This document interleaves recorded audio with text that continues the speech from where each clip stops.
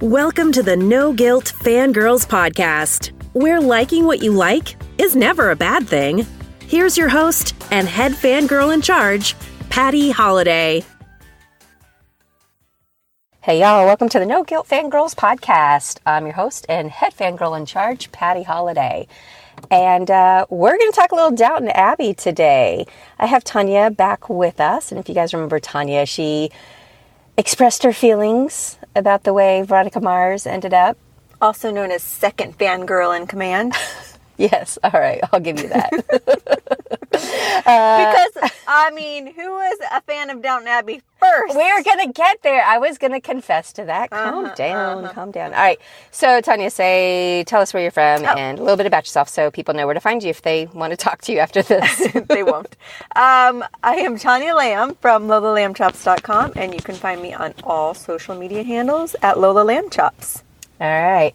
And for those that haven't figured it out, Tania and I are very good friends, and that's why she likes to give me a hard time all the time. Correct. Okay, so Downton Abbey, we actually just walked out of the movie. Yes. And we're going to talk about that in a little bit. But for now, no spoilers. We're not going to give you anything to worry about. You can listen until we say, let's talk about the movie. And then at that point, if you are the type that are concerned that we're going to spoil something for you, you might want to turn off and come back and listen to the rest of it later. But for now, we're going to talk about how this even happened. As Tania has pointed out, I am not the Downton Abbey fangirl. She is. And I have to confess, I think it's just been the last 2 weeks that I binge watched 6 seasons worth of Downton Abbey in order to go see this movie. And I finally did because of Tania. Yay. So tell me how you got into it, what you like about it, and just your basic feelings on why people should watch Downton Abbey.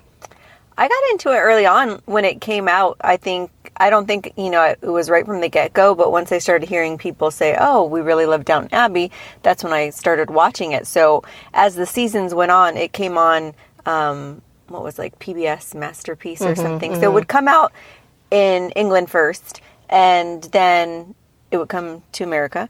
And so there would be so people would leak the seasons first, and then you would have to try to find, you could buy something, and then it was shady stuff that you could find the season ahead of time. And I tried all of that, but I think it ended up being too expensive or something. So I just had to wait for it to come out. But if you like period pieces, I think Downton Abbey is perfect for you because it's got a lot of drama, humor, but it's all clean. But it's so well done that people who normally like smutty things also like Downton Abbey just because of the great acting and the storylines and things like that. Because I just love the family. I love the Crowleys. Yeah. I love them. The Crowleys are pretty amazing. So it was on PBS, so that was not on my radar at all. I said this earlier to somebody that I don't think I've ever seen anything on PBS on purpose. I might have accidentally come across something that was interesting on PBS, but for the most part, PBS is not on my radar. Yeah, I'm that person. But, well, the 4th of July thing that they do, I used to like that. I would watch that, but now I live here, so I live that. So I don't even have to watch it anymore. But that was it. So it completely went over my head. I missed all of it, never watched a single show. Even when you guys would talk about how amazing Downton Abbey was in the final season, and I remember following that on, and I was surprised I didn't have FOMO, because usually that's what happens, is when people are talking about these shows, I'm like, oh, maybe I should jump on board, maybe I should get into it. It didn't happen until this movie was coming out, and I had some time, and I was like, I need to hurry up and start watching this show, because I don't want to miss out when everybody starts talking about the movie. And so I did some stupid stuff. I think I was up till 3 o'clock at one night, finishing up one season. And then I went to sleep, got up in the morning, started watching again, finished watching another season, got halfway through season 3, but knew some sad stuff was coming up. And so I actually stopped watching it for a little bit because I was trying to put it off, because it got me that much. I got sucked into this story so quickly. Yeah, and there's something really satisfying about a good binge, too. Something that just keeps you so entertained that you have to see, okay, what's the next one? Okay, what's the next one? And for me, it was, so my very first press junket was Beauty and the Beast. And I remember being so excited because not only did I get to interview Emma Watson, but Dan Stevens too. And I remember you saying that, and I'm like, who's Dan Stevens? Yeah, I'm like, okay, it almost ruined our friendship. It did. And then okay, so this is a spoiler. We all know what happens to Matthew eventually. Matthew Crowley, that's who Dan Stevens plays. And I loved him so much, and I was so mad. I think I did go on a little Downton strike for a little bit because I was so mad. When I saw him in the room, I was so excited for like 3 seconds, and then the anger came to me. I was like, how dare you leave the show? It was your fault you left. You ruined Downton Abbey. You made choices, Dan, and I will never forgive you. Yes. And it was funny because I think during the interview, he's told stories about how old ladies would come up to him and like want to hit him and stuff. That's hilarious. No, you're good. That's funny. Yeah, so I do remember that because you were like, oh, it's Dan Stevens. I'm like, it means nothing to me. Literally meant nothing to me. Sorry, Dan. Now I'm like, oh, I'm kind of into Dan Stevens because he was really great as Matthew. Real quick, let's backtrack though. For anybody that's going, I don't even know what Downton Abbey is about. Like, what is this? Can you give concise-ish? No? Okay. I'm thinking I would describe it as a period piece set in the it starts like in the 1914 because that's when the Titanic sank, I believe. It starts with the sinking of the Titanic. So it's an English family that's got royal blood, and it's a family drama through the years. It covers about 10 or 15 years total, including the movie, because I think we're hitting like 1927 or something like that with the movie. Yeah, I don't know. Like in the movie, I was confused because like they had made references about something that was incorrect from like, because I just watched the last 2 episodes. But anyways, in the movie, they said it was about 7 years since Sybil had died. Right. So. Right. So that's the basic. It's this big family drama story, and so each family member. And I think that's what I loved so much is it wasn't so. The stories were fine. I liked the stories, but I liked the people. I liked the characters. Yeah, you get connected to them, and definitely the servants too. Like that's another whole storyline there between the servants. And then between the servants and the family and all of that. So yeah, there's upstairs and downstairs drama, and sometimes it intermixes, and it's delicious. It's delicious. It's fantastic. So I started watching it, and it didn't take long. It was probably 2, maybe 3 episodes in that I was hooked.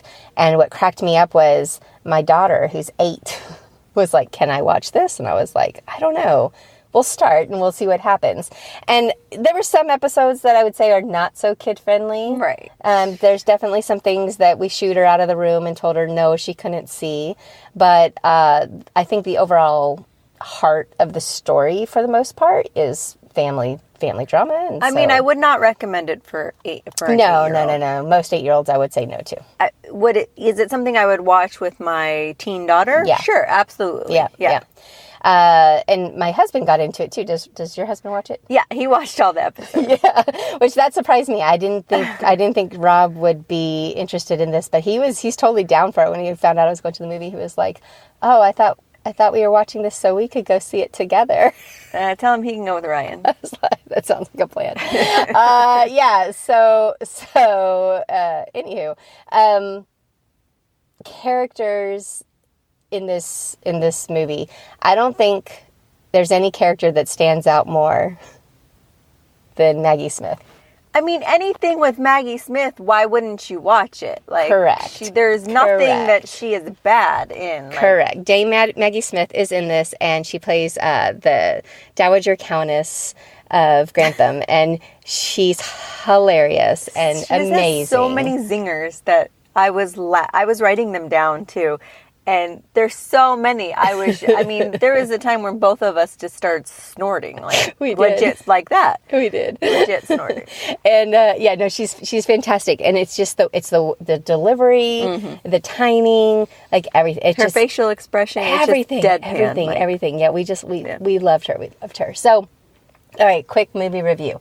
No spoilers, but we're gonna give you a little synopsis of basically what happens and what we thought about it overall. Am I giving a synopsis? Yeah, you're giving the synopsis.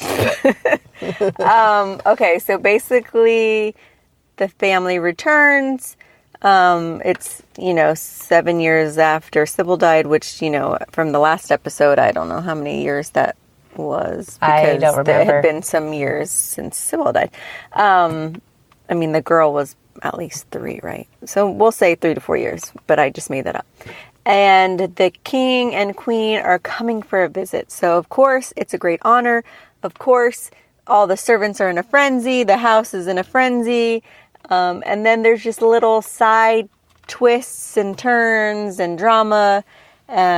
So that's the gist of it. It's basically a love letter to the fans. Like it's a long episode is what it is. It's a really long episode, and it is totally like I had that thought of the Veronica Mars movie, like how it was fan service. Mm-hmm. This is fan service. Yeah.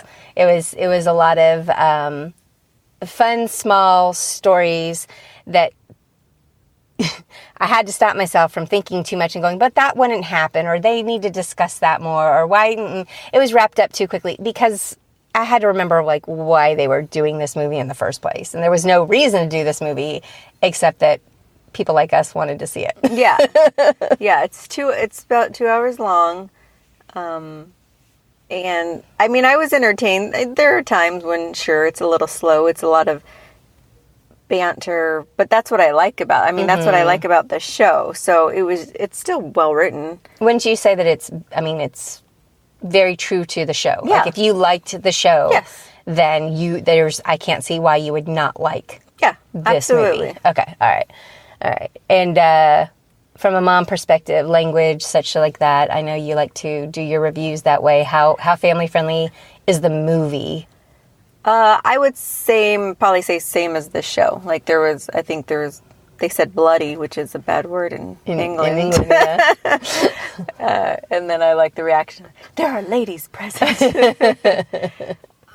So there is some mature content. But I don't remember a whole lot of like sex discussion or seeing any sex on screen. No. There's. Like in some of the show episodes, there was a lot more of that. Yes, yeah. There wasn't any, like, sex per se. There was some kissing.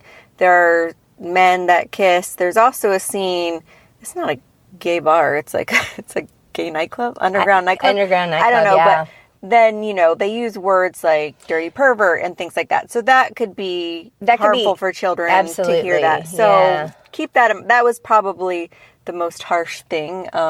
That's a good point. And it's a significant amount of time on screen. Like yes. there's a whole storyline. Mm-hmm. It's a whole storyline that kind of revolves around this situation with homosexuality in that time period. And it's definitely, not pretty back then on how they talk and how they spoke and how they even treated men who were homosexuals. And so keep that in mind if you're taking a child that is younger, and they're going to have some questions about that, and be prepared for that. So. And especially if it's a child who comes from a home where there's Correct. 2 moms or 2 dads, and they're seeing people talk like that about. So yeah, it would definitely keep that in mind.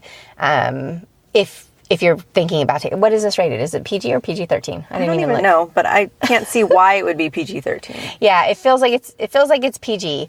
We'll look at that, and I'll put it in the show notes because let me Google that. Yeah, we're not super prepared for this. We just thought we would have a discussion about Downton, But yeah, no, it was a good, fun movie. Like I said, very true. PG. All right, we're PG. So keep that in mind, parents, as you're thinking if this is going to work for you or not. Did you feel satisfied? Did you feel like it gives us a satisfactory wrap up and ending and storyline?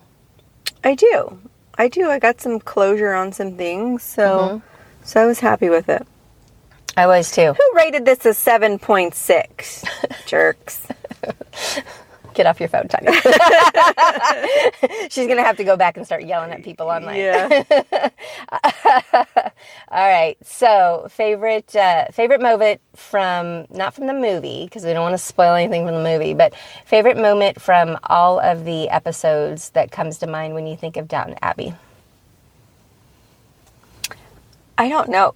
because it'd been a long time since I'd seen, obviously, season 1, season 2. I mean, there are definite moments that I love. Like, I love when people are happy. But I will say, so the second to last episode was a good one just for, like, drama purposes. Like, I forgot how ruthless Mary can be sometimes, especially when it comes to Edith. Yes. I love that Edith finally stuck up for herself and called Mary the B word. And, you know, that she did try, and then Mary tried to make amends. And so I liked that whole storyline because siblings, you know. Dude, yeah. They're complicated. I got sisters, I know.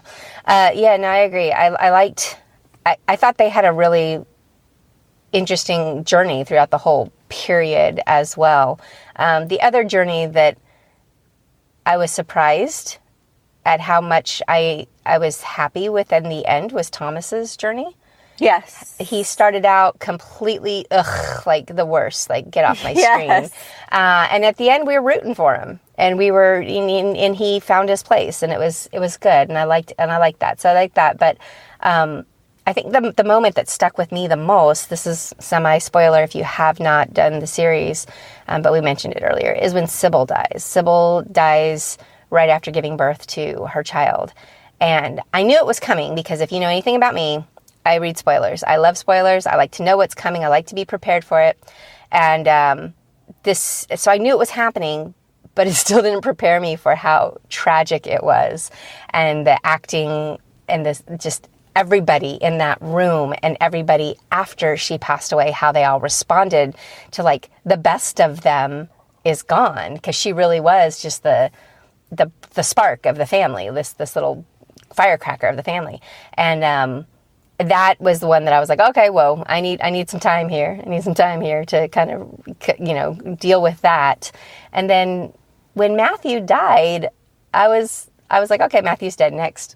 Like, I was okay with going on to the next episode, which was strange because I didn't have that huge emotional impact like I did over Sybil. But Sybil got me. Sybil had me totally distraught. It was bad. Yeah, well, that's because the way they killed Matthew was lame. So. It was lame. It kind of, spoiler, it was lame. All right. Okay, well, it comes out in movies. It comes out in the theaters. The Downton Abbey movie comes out into theaters on, well... September 20th. September 20th, which is the same day that I'm going to post this podcast. So go see it tonight.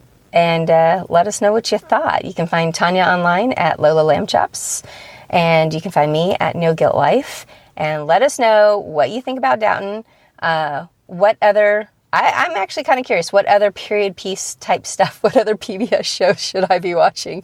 Since obviously I slept on this. You need to be watching Poldark. Have you seen Poldark? No, I don't know Poldark. Well, start watching it. All right, it sounds like I have my next binge, guys. All right, thanks for coming to the No Guilt Fangirls podcast, and hope you'll come back and fangirl with us again real soon. Bye! As my daughters like to say. Bye! Bye!